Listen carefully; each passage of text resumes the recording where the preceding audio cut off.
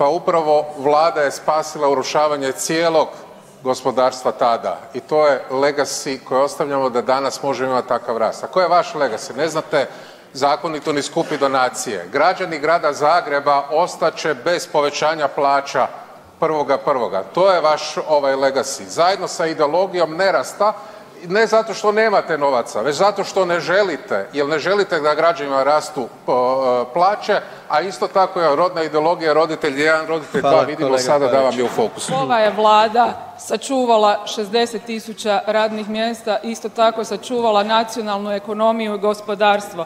A kad gospođa Benčić priča o političkom nasljeđu, što je njezino i njihovo političko nasljeđe Možemo, osim da su progresivni kad se treba bacat po cesti i vezat se u lance i lupat u lonce, a vrlo su regresivni i nazadni kad treba upravljati gradom i kad treba oderati Zagrepčane sa najvišom stopom poreza na dohodak. Zastupnice Benčić, vaš životopis najbolje govori o vašim kapacitetima. Poslovnu karijeru započeli ste ilegalnom prodajom petardi, nastavili neplaćanjem računa u vašoj firmi, a vaša partija u gradu Zagrebu nije u stanju niti ošišati travu i skupiti smeće. Jedinu upornost pokazali ste što ste studirali na Pravnom fakultetu 18 godina.